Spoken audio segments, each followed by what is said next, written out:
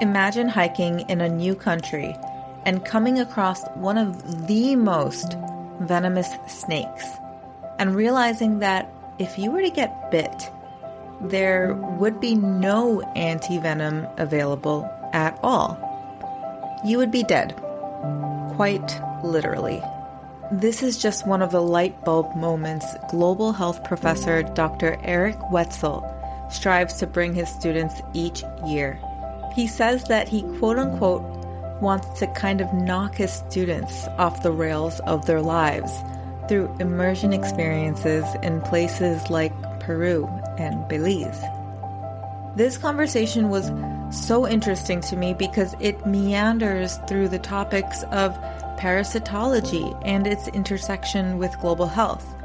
From there, we talk about neglected tropical diseases, what they are, and why they're called neglected tropical diseases. And then from there, we dive into student immersions, light bulb moments where students finally start to realize and understand what it means to not have the same health access they might have in the States, what it means to not have clean water, what living might be like in an impoverished community.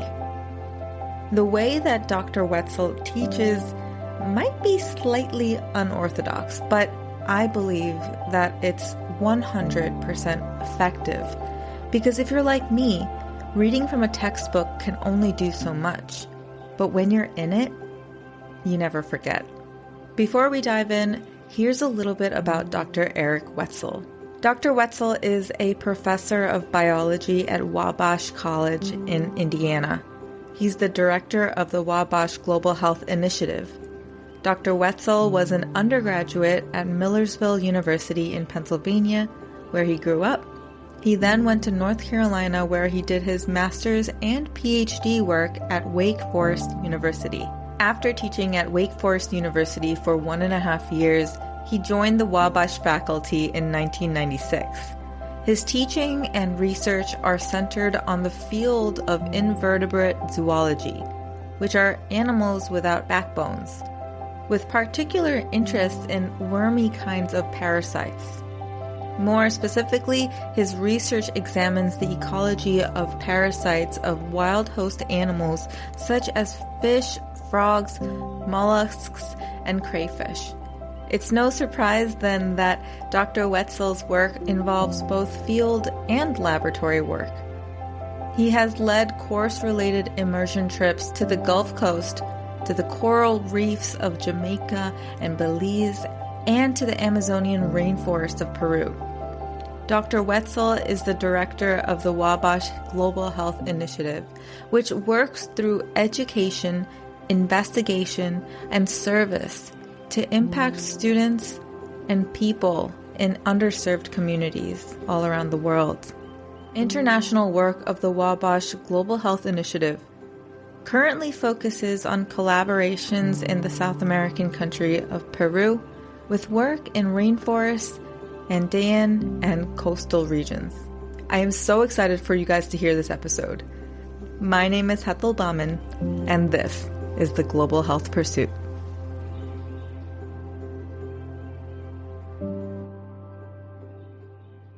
Eric, how are you? I'm doing well. How are you? I'm doing so good. You know, it's so funny. Before we started recording, I realized that I was drinking out of a mug that had an Indiana logo on it. And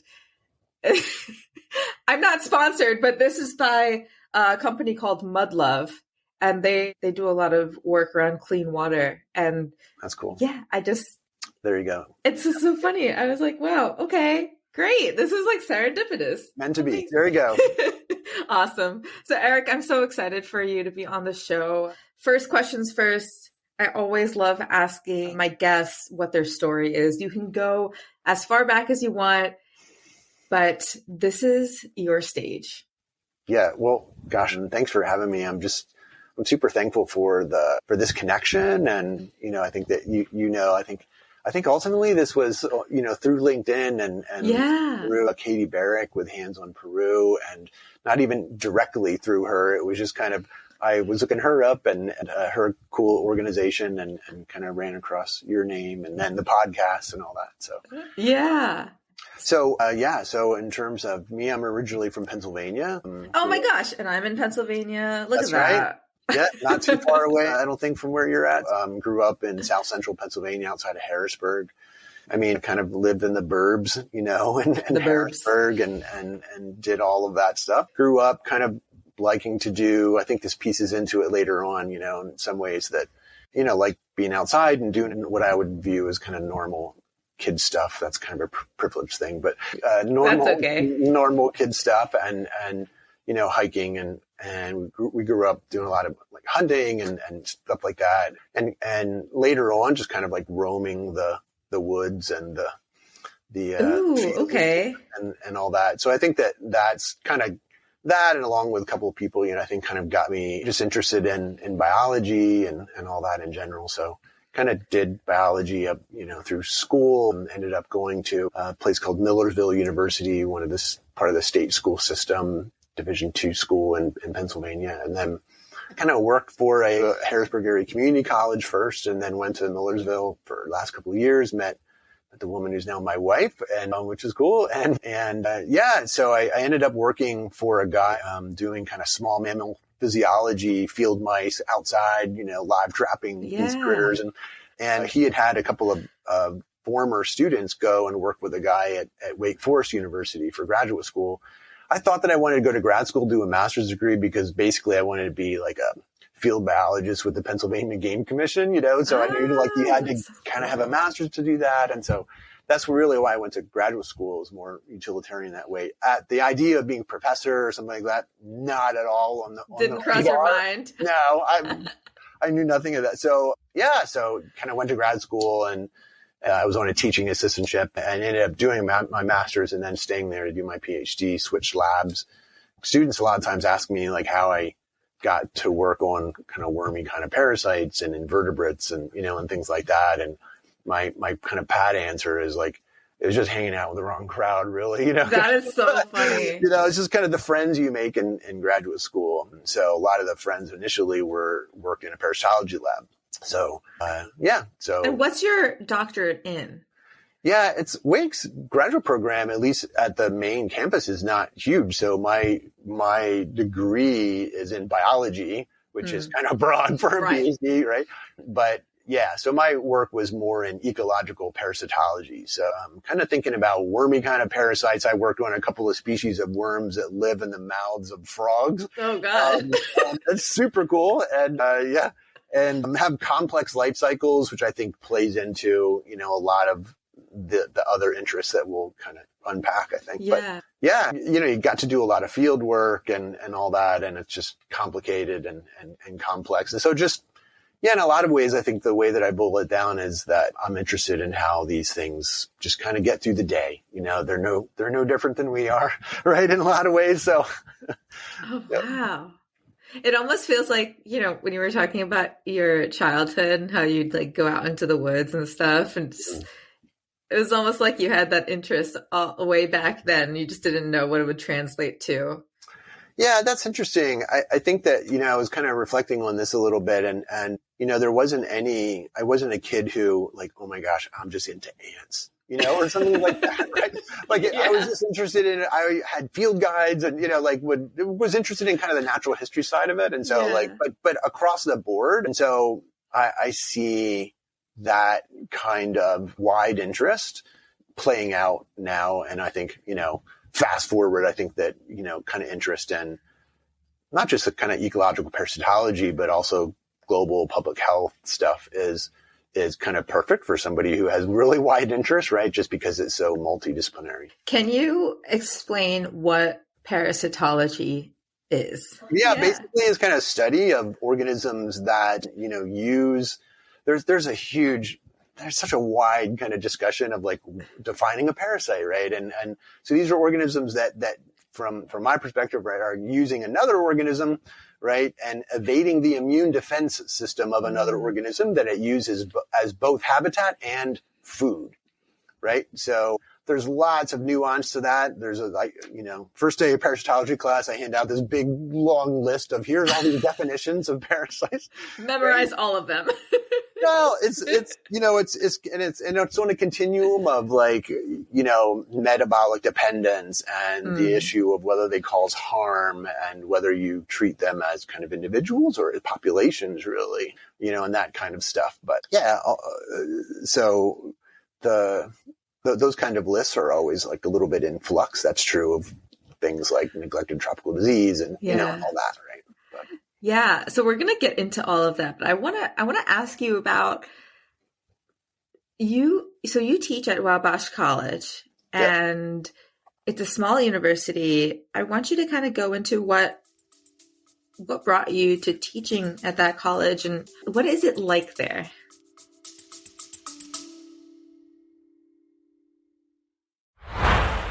Hey there, I hope you're enjoying this episode. And if you are, would you do me a tiny favor? Show me some love by doing one or more of these three things.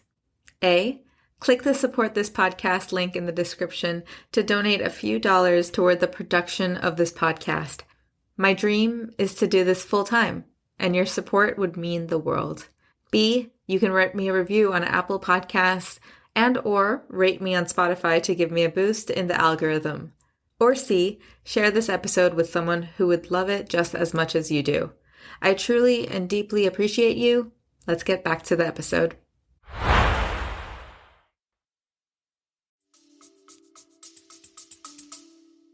yeah. So Wabash is in, West Central Indiana, a small private liberal arts college, one of the few remaining colleges that has all male students. So it's a single-sex institution. It's just a few of those, at least on the male student side. I guess there's more single-sex institutions for women. And yeah, I mean, the short practical answer is they had a job and I needed one. So I applied. That's one, right? I applied, right? Yeah. Yeah, I was actually teaching at Wake Forest when I was finishing up my degree and then kind of extended. And there's just like a whole cool family story there in terms of expecting another child and, and all that stuff. Yeah. I needed work. And so I was teaching at Wake Forest I ended up doing like a year and a half of kind of basically filling in for sabbatical, replacements and stuff. And I taught there. I taught parasitology. Got to teach an invertebrate zoology course and kind of their intro kind of evolutionary ecological biology. And so then I saw the job ad actually at Wabash was for somebody who does field work and who teaches in really basically the same kind of areas. Yeah, I was blessed to kind of be able to get that position. My PhD advisor, he was so excited, right? Because I think in part because of the whole, it's a small liberal arts place. It's the emphasis is on teaching. And research is important, but that's, broadly defined. And I involve students in my lab and various projects, but it's not the kind of R1 kind of research pressure. And it ultimately doesn't matter what you do in the classroom, right? As long as you bring in research dollars and stuff like that. Right. Anyways, that's probably a broad brush. I don't want either one to get negative connotations and all that. From people who are, hey, I teach. Yeah, right. Yeah. Not all, yeah. Anyway, but absolutely our bread and butter, and I think that Wabash does an awesome job at this, is that our bread and butter is kind of faculty-student interaction, right? And what happens both inside and outside of the classroom. And I think the longer I've been here, 27 years, and so I think, a lot of it is the longer you go, you learn more, that it's more about life lessons in a lot of ways, right? And, whether guys end up remembering, they're not going to remember all the details from my parasitology course or my invert course or whatever, right? Global health. But I think that a lot of it has to do with kind of your perspective and the way that you look at the information and what you can do with it. And your responsibility to do something with it, I think is a big part of it. So teaching here is great. There's a lot of demands at small places, right? And so I kind of look back and sometimes I look at my day to day and what I'm doing. I'm just like, what was I hired to do? Yeah. You said something around, we might not remember everything that you get taught in college. And it almost reminds me of, I went to engineering school and I'm I barely remember all the formulas, but when I went to school for engineering, the thing that I took away from that was I was taught how to think critically and ask the right questions Mm-hmm. and really dive into a problem and find a solution based off of that. And it's like that's kind of like a high level thing, but it's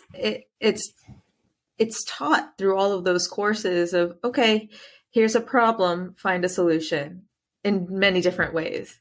Yeah. Yeah, absolutely. Yeah. I mean, I think that our one of our mottos is like the first thing is think critically, which Right. is every small place is going to say that. Right. Right. And so, but in part they say it because it's also true.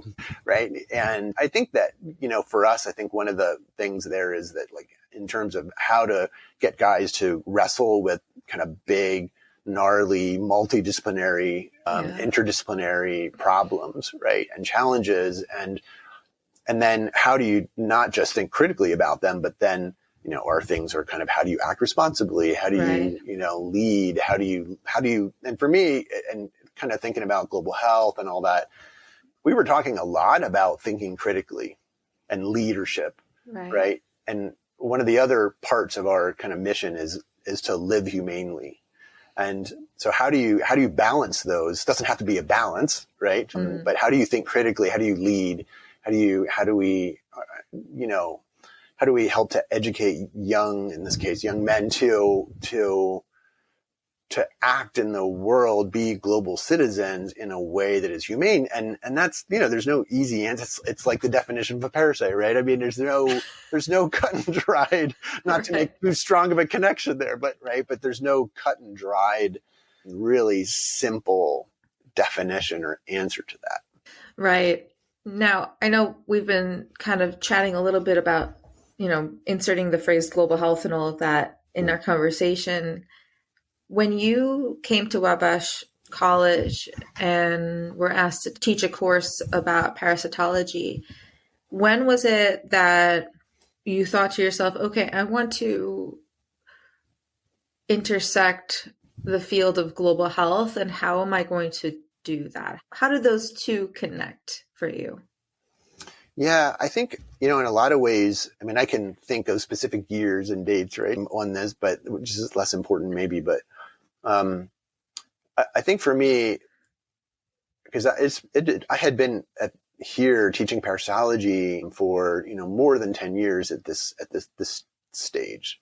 And because of some other things going on, like in our own lives, our personal lives and, and all that, just kind of an intersection and kind of growing awareness of and heart for people who are excluded and marginalized in a lot of ways. And so there's that, right? And then teaching parasitology and really for myself, I think kind of you can't separate these two threads, right? There's streams that kind of flow together. And so how do you know which is one, where the line is. Yeah. But for me, it was kind of a growing, less of a satisfaction with saying, hey, here's the life cycle for malaria, for Plasmodium falciparum and other species of Plasmodium that cause malaria in the world. And at that time it was, 1 million kids, and most of them under the age of 5. Most of them live in Africa, are dying of malaria. And then we have a lot of students, especially in biology, who have interest in going on to med school and other kind of health professions. And so it was a little bit of like, okay, like go do good things. Right. And just personally kind of getting less satisfied with that, I suppose. And which is still a good thing. I still do that. Right. But then kind of becoming more aware of just kind of the intersections with my own field, which was always there and, and would talk about and kind of knew of, and you look at different parasitic diseases and the history of those. And this is always there. But, right around the same time, there was kind of a growing interest in what is now well known as what are called neglected tropical diseases, right? And these are diseases, mostly they're wormy kind of, at least originally when WHO kind of first came and neglected tropical diseases kind of became a thing. And there's kind of a whole history and story to that. But can I ask you a question that I'm a little bit sure. curious about?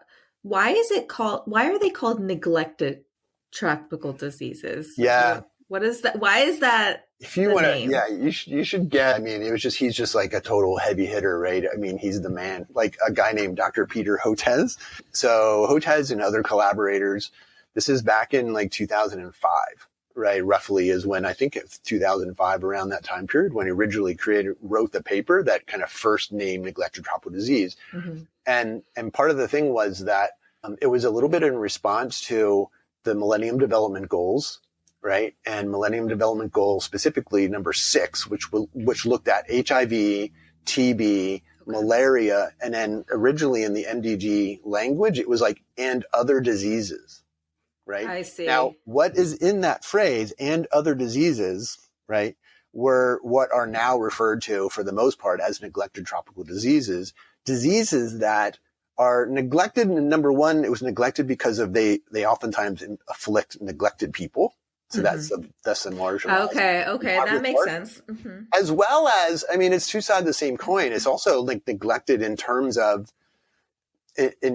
funding and all that kind of stuff, right? And so, Hotez, I've listened to him, give talks on this multiple times, that, basically kind of saying, didn't really have the elevator speech for a group of diseases that collectively had an impact on, in global health. There's this measure called the DALYs, right? The disability adjusted life years, which is basically kind of a combination of mortality and morbidity, right? The impact on people.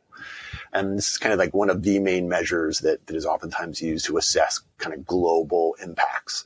And when you take a look at tuberculosis, malaria, HIV, AIDS, right? And then these other diseases, neglected tropical diseases, at least at the time, right? This is, again, 2005, 6, 7, whatever, that collectively those diseases had they're in the same ballpark in terms of the impact on those DALYs, right? Those disability adjusted life years.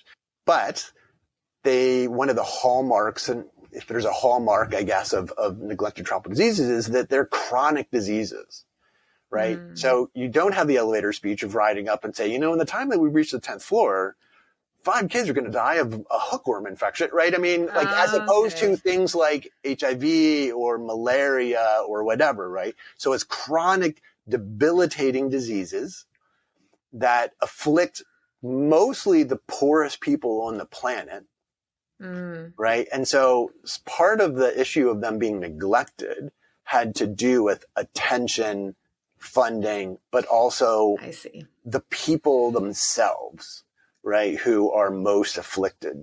So that's part of it. That makes a lot of sense. And I actually never knew that. So thank you for clarifying that for me. Because, when I was reading over your notes that you sent me, you did mention that there was a connection when it comes to neglected tropical diseases and marginalized, impoverished people. But then you put in parentheses, to be clear, people who have been impoverished by others. So I really do want to dig into that, because it almost sounds a little controversial, right? Yeah. I mean, I think that, and I'm not an expert on this by any means, but I think that, one of the aspects to this is that, and there's a really good book I use for my global health class, right? That by Joya Mukherjee. She's with Partners in Health, right? She kind of lays this out in one of the early chapters, really, in terms of kind of the saying, like, here's how I'm going to refer to resource limited, you might read as like developing countries or low income countries. It refers to them really throughout that book on global health delivery, impoverished countries, right? And part of that is really kind of a shout out to the both historical and really kind of ongoing processes that cause poverty, right? And then, I mean, you can unpack, obviously there's a long history with regards to colonialism and, and all that kind of stuff that I think extends into, even if you look with the United States, right? it extends into health systems or lack of healthcare access, but not just kind of doctor kind of stuff, but also sanitation systems, water systems, housing, and the systematic, what Paul Farmer would call structural violence, right? That is associated with that then leads to poor health outcomes. Right. So it is not just, I think, thinking about, and I think it's a helpful and potentially kind of edgy, as you're saying, like way of thinking about it. But rather than just saying like, oh, here's a vulnerable population, right? As if it's like, it's on them, right? That I think that the thrust of what I hear her saying is that no, it's impoverished. They are, yes, you can describe a group of people or a community or a country that way, but to use it really as a verb, I guess, right? As to say, no, they have been impoverished. Mm-hmm. Right? And, you could say exploited or, or whatever. Right. That in ways that ultimately leads to poor health outcomes. And again, sometimes that has a long historical thread to it, right? Yeah. Does that make sense? It definitely does. I mean, you could even talk about some parts of the US too. I mean, for me, I didn't have healthcare for, I want to say like 6 months of last year because I wasn't working a job, right? So it's like, where am I going to pay out of pocket for all of this? And then there's a whole thing on that, Yeah. And thankfully I have somebody that I could now be a dependent under for healthcare. But I know a lot of people who go on without healthcare. Absolutely. It's really, like, you can see that a lot, even just in the States too. Like, we don't even have to talk about low income countries there. Absolutely. Yeah. I want to pivot a little bit and talk about your work in the classroom, but then also your work that goes beyond the classroom. So I know you said that at the end of your class, you say, oh, this was something that you just said. You said you don't want to just end your class and be like, go do great things. And I'll hope that you retain maybe 20% of the information that I gave you. But the fact that you do work even outside of the classroom, I want you to talk about that, what kind of work that is and what kind of immersion that gives your students.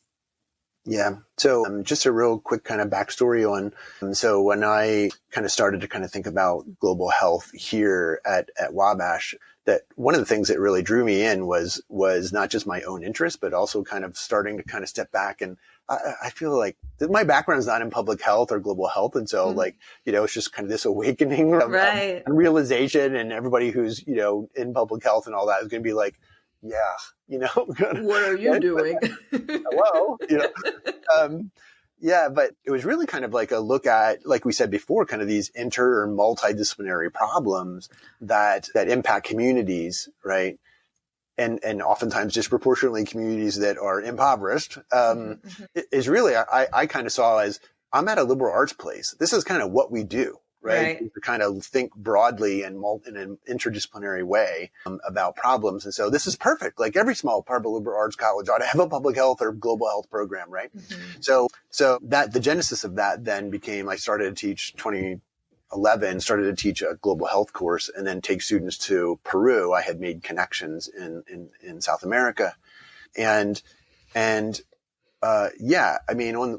the first day of class, my kind of now mantra, is really what I want to do is to disturb students in the best sense. I heard at a conference one time, somebody say, what we want to do is kind of knock students off the rails of their lives. Right? And I see it as kind of a change or an addition to a perspective. Right. And one that is an empathetic kind of perspective. but one that has kind of a new set of lenses, or at least a wider lens or a wider perspective, right, on the way that they see the world. And I think I kind of think of it sometimes as like, you're coming up to the foothill of a mountain and you think, oh my word, like that is like this immense thing, because you're standing right in front of it and you really can't see. And it's only until you get kicked to the side that you see like, oh, there's actually stuff behind that. In fact, there may be, challenges that are larger than that, that I couldn't see at first. And that helps you to then, there's a little bit of reciprocal illumination, right? I mean, it gives you advantage to then be able to look at your original position and to be able to evaluate that and think critically about that, like we were talking about before. So, so long and short of it is kind of developed a program in global health here. And so I'm the director of our global health initiative. And so we create opportunities for students to engage in global public health, right? Alongside community partners. It's really important for us to kind of build sustainable partnerships with people. And that's true both kind of locally here in our town where Wabash is, right? Where we partner with kind of the local county health department, with a substance use recovery place, with a free clinic here in town. And we have students working there, during the school year. I think one of the cool things about Wabash is that we have it set up so that students can do their on-campus job that's oftentimes tied to financial aid and stuff. Yeah, the work study. Yeah, they can do that off campus. And so guys, we can have guys work in the health department and do their campus job, right, working there. And that's a win-win because they get experience, but also, I mean, our health department has said, time and time again, like we're doing things for the county health department that we would not be able to do without our students. Right. Right. And so that ranges both kind of locally to regionally to even internationally. So, for example, this summer, our global health initiative will have, I think it's 29 students doing summer internships. Like I said, locally, regionally, and then later this summer, I'll have 2 guys going and working with the team that I oversee and get to work with in Peru. So talk about the partnership that you have in Peru. Yeah, so this kind of started when partnership in Peru started when I had been to Peru. This was 2008, had been there actually with a group from the church that we were attending and for something different, right? And had gotten, within a week of getting back from that, had gotten invited to participate in an international conference on a parasitology side of it. Ended up going to that and kind of really thinking, gosh, like maybe this is a really good opportunity, because it was right at the same time as thinking about global health at Wabash and kind of trying to develop that program. And so, yeah, I kind of very rapidly really kind of went to that meeting and then went back, the very next spring in 2009, went back in the fall and I was going to be on sabbatical. And so my family and I lived in Lima, in the capital, Peru, for about 3 months in the beginning of 2010. And then it was that next year when I started to teach that course. So since then, we now have this. In fact, there's actually a legal entity, Global Health Association in Peru, that is devoted to basically serving the needs of the Wabash GHI, right? Global Health Initiative. That's the really difficult ongoing thing in terms of sustainability. And so how do we, figuring out ways, and I was just on a Zoom call yesterday about this, right? Trying to sort out, it's hard to do student engagement, particularly direct student engagement internationally, and be able to sustain that and really important work of kind of sustaining the programming and human resources, our colleagues in Peru during the school year when we're not there. Right. Because I'm really had no interest in kind of parachuting all the stuff that goes along with that, in terms of kind of, there's a big move in global health now, right, to decolonize global health and just like a north-south dynamic. And it's difficult. And I don't think anybody, but I don't think that we do it perfectly by any means. But the argument I've always made is we need to have ongoing things, right, and a presence in the communities in which we work and learn, so that, yes, we can create these opportunities for students, but that's, what we want is this kind of already flowing kind of stream into which our students can come and they can learn and leave. Mm-hmm. And then ideally not just leave and say, ciao, I'm not going to talk to you ever again. But really that's part of the ongoing work now, is to develop the best ways that we can engage students, ideally, after they go there, right? Yeah. To keep them engaged, and because they need to keep engaged to be able to learn from the people in the community. I think that's a huge thing for me, is that, and it's hard, right? Because of that north-south thing that's embedded in students and ourselves as well, of, hey, we're going to go down and clean this place up. You know what I mean? Right. No. Like really cavalier kind of, and I don't want to be too harsh. I think, yeah, it's difficult to. It's like the intentions versus the actions and all of that. Mm-hmm, mm-hmm. Yeah, absolutely. Sure. And it's, in our culture, in our society, in a privileged position, in the United States, it is the air you breathe. And so right. And the water that you drank, the clean water, that you drink, right? And, right. And so it does need a jolt to be able to knock somebody off of the rails of their life, right? Which is essentially what you said in the first day of your class. Mm-hmm. Exactly. Right. How do these students take that when you say that? What do they just look at you with like deer in the headlights kind of thing? Word has spread. Yeah. This is true. Well, I think that because they just kind of like see it as, oh, he's going to show us gross pictures, right?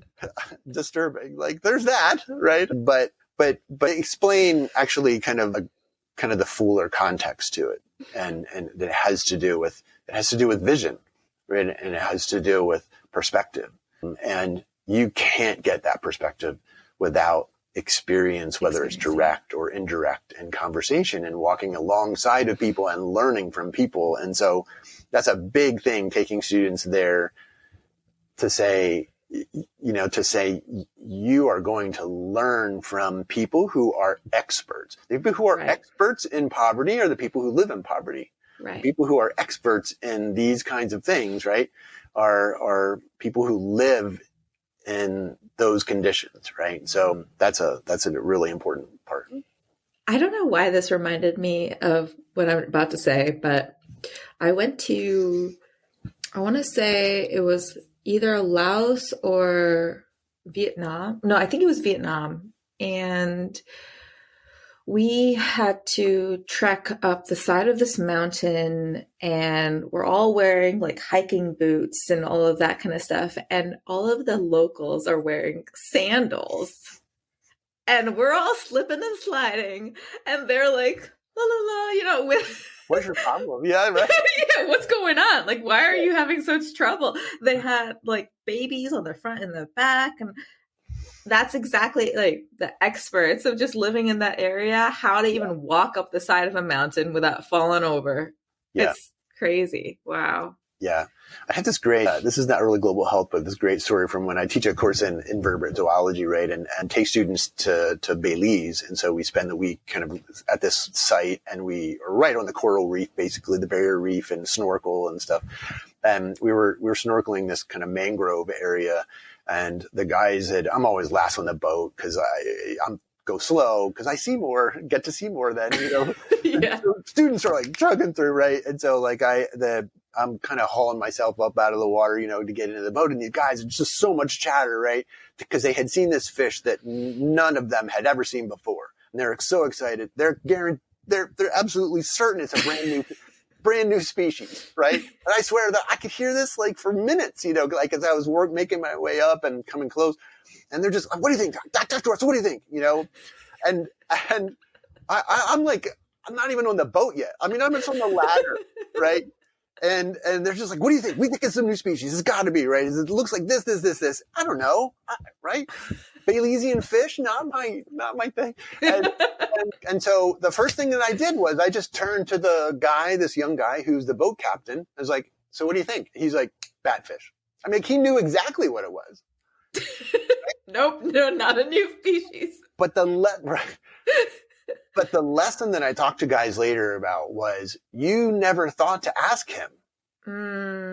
Yeah. And so the question of who are the experts and what makes someone an authority or an expert is not an easy question and answer. And I think it's a more nuanced one. And so that's something when we work in communities, we have ongoing programs for women and children in Lima, in a impoverished community in an area called Pamplona Alta, right? Which is basically a shanty town slum, right? Pueblo Jóvenes kind of community right on the edge of Lima, within minutes of a university that we would interact with, pick up students, Peruvian students, do a lot of interaction with Peruvian students.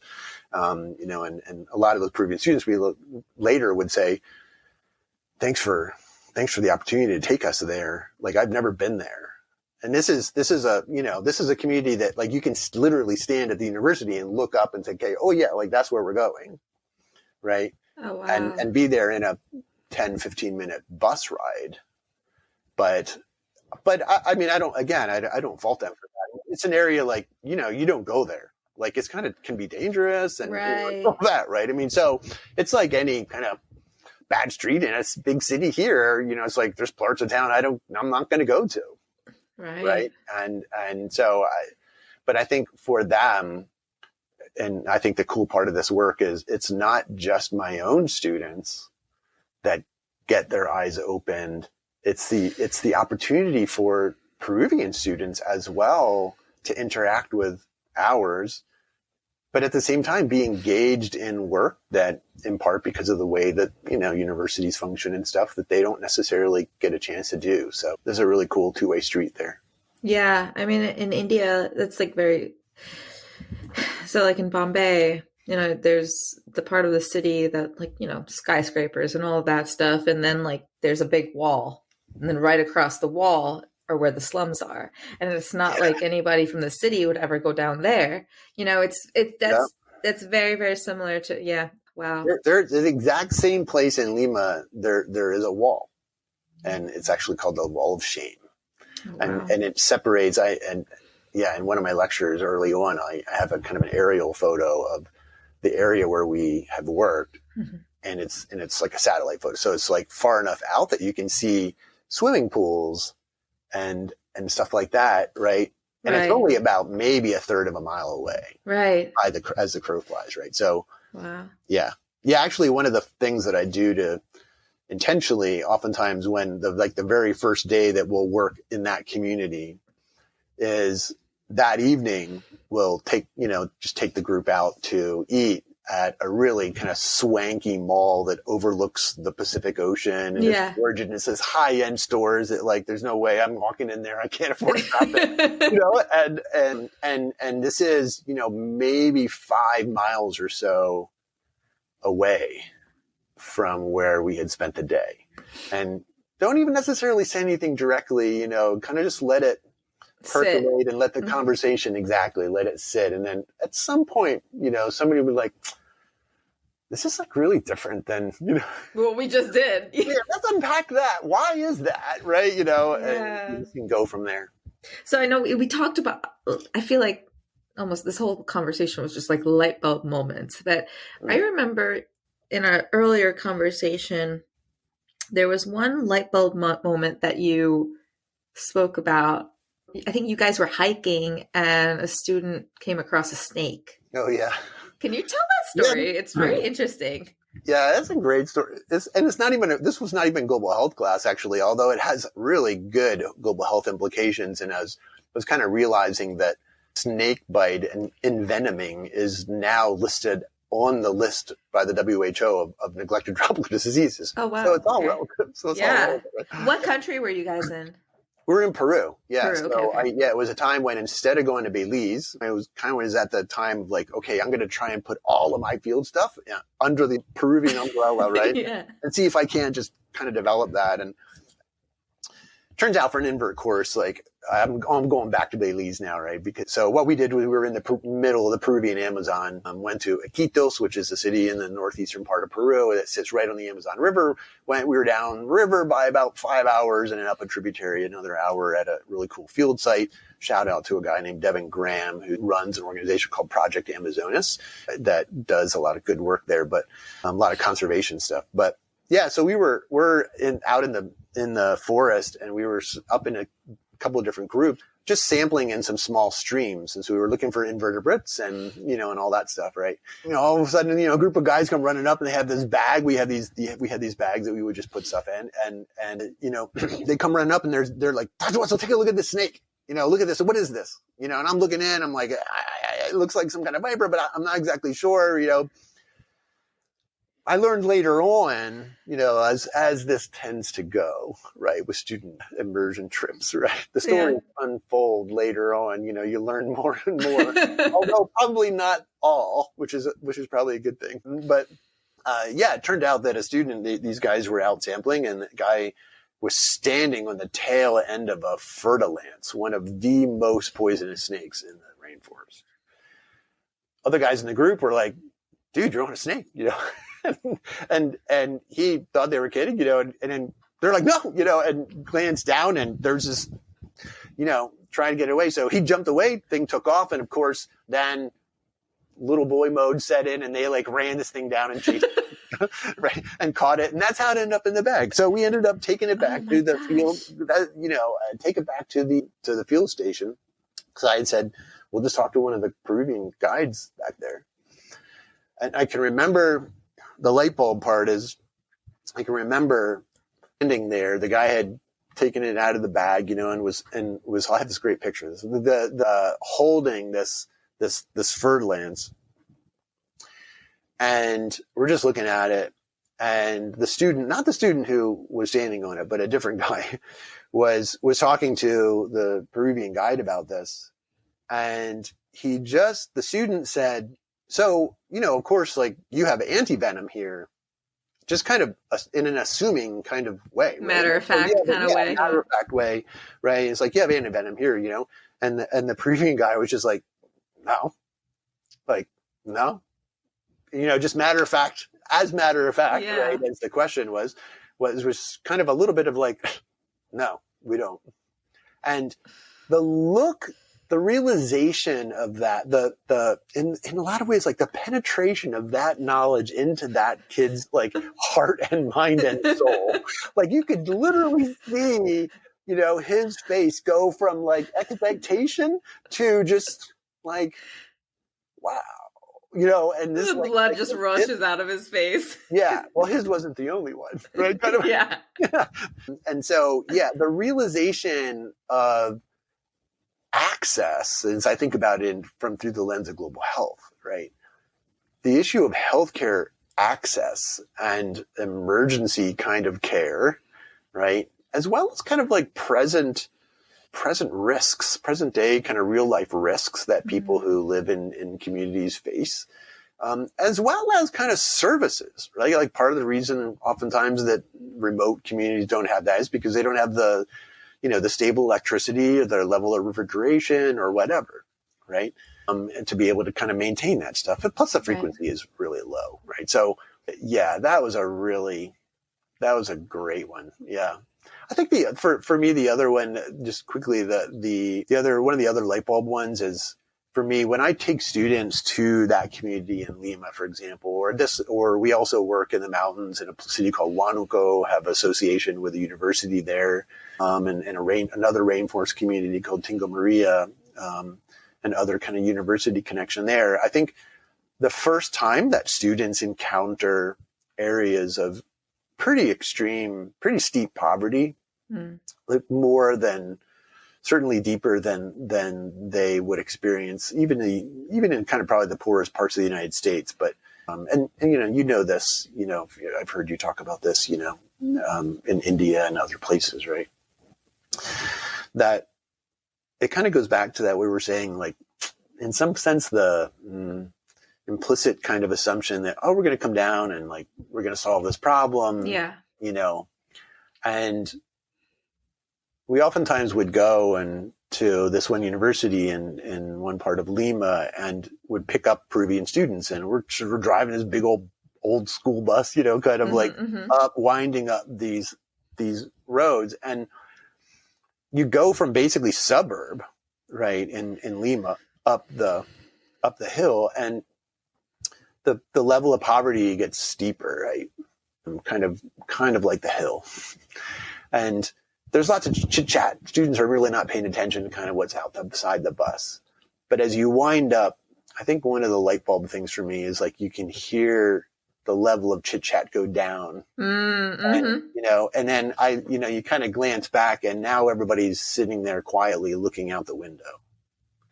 And the gravity and the magnitude, I think, of the problem, right, of the conditions in a community that really doesn't have sanitation services, doesn't have kind of stable water system, right? Where that is to say, the community where we're headed, right, to work and interact and to learn from people.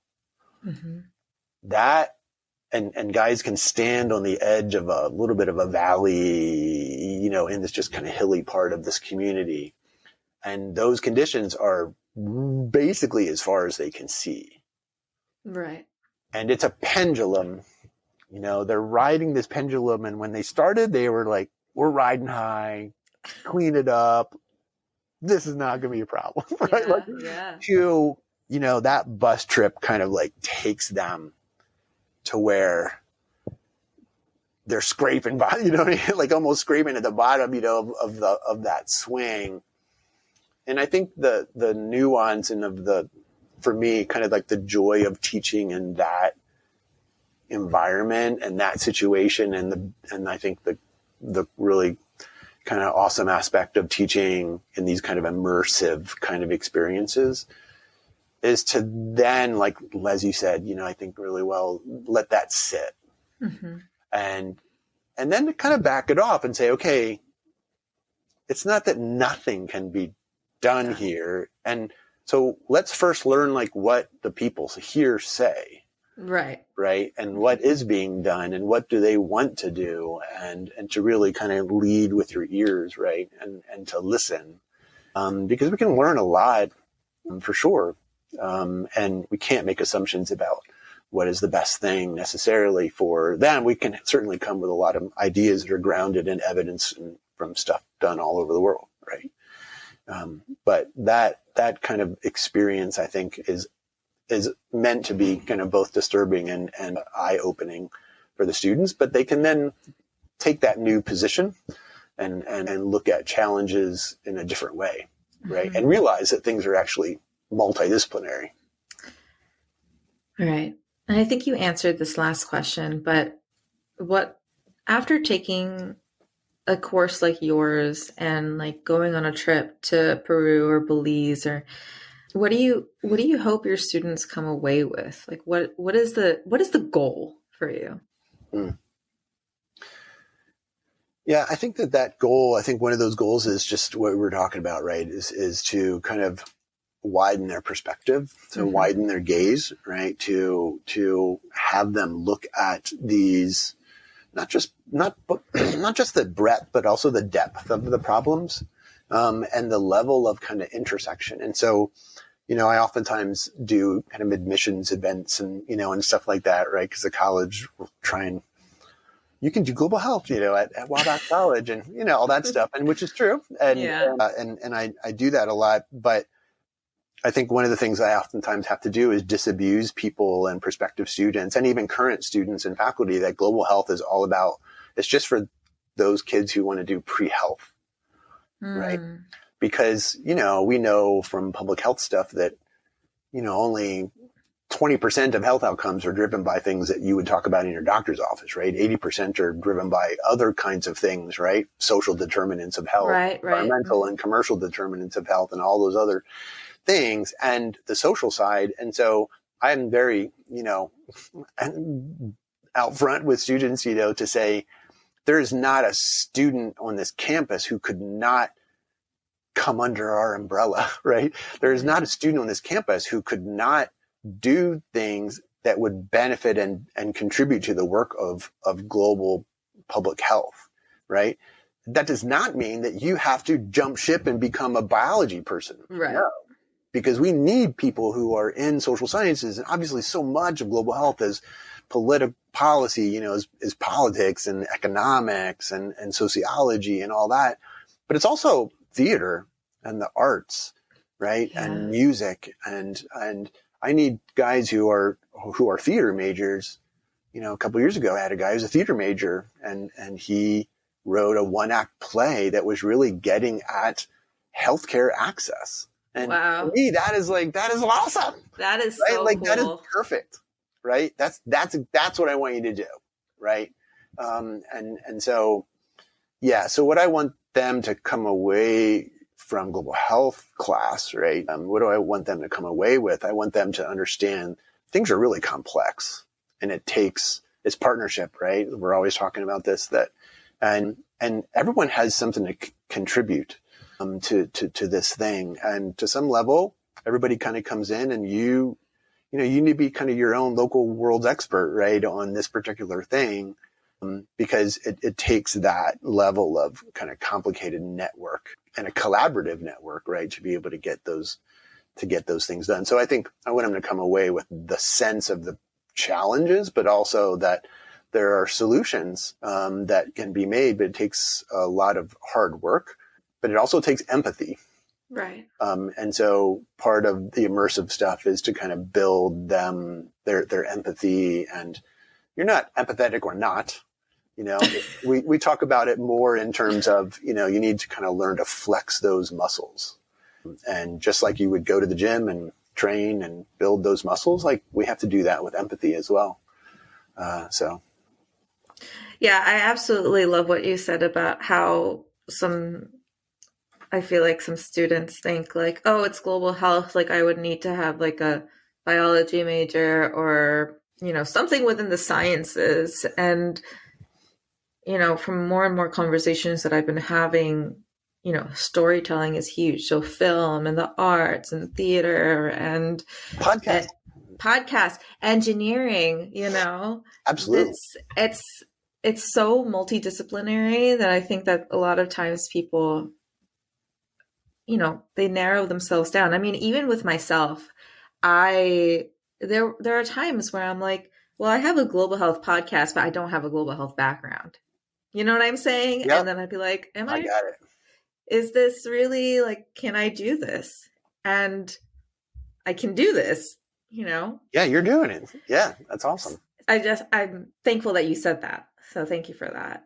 Yeah, no, I think, one of the astounding things to me is that most people that you meet in kind of local public health, so you go to the county health department and all that. I mean, most people who are working in the public health space do not have backgrounds in public health, mm-hmm. So I think in a lot of ways, it's not to say that, no one needs background. Yeah. You know what I mean? We clearly need, people who have expertise. We need the scientists. We need epidemiologists and yes. people who are good with kind of public health theory and and all that, right? We need all that, absolutely. But I mean, the on the ground reality is there's a lot of people who work in that space who at the kind of local, state, national level who that's not their background, right? But they're bringing their backgrounds and their experiences to the fight, right? So, so it's cool, I think. Awesome. Well, thank you so much, Eric, for this awesome conversation. I learned so much. I'm just saying. Oh, gosh. Yeah, thanks so much for the opportunity. And so, I hope that this continues to, looks like kind of enjoying some cool success and podcasts and building folks and building kind of a community. So I appreciate you doing that and helping me too. Thank you.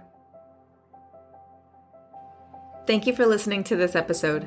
If you'd like to learn more about today's topic and guest, head over to the show notes linked in the description of this episode. There, you can get access to resources, links, and ways you can get involved in the pursuit for global health. And if you loved this episode, don't forget to write me a review on Apple Podcasts and rate the podcast on Spotify. It helps me get in front of more people just like you and continues to elevate the causes we are so passionate about. I'll see you in the next one.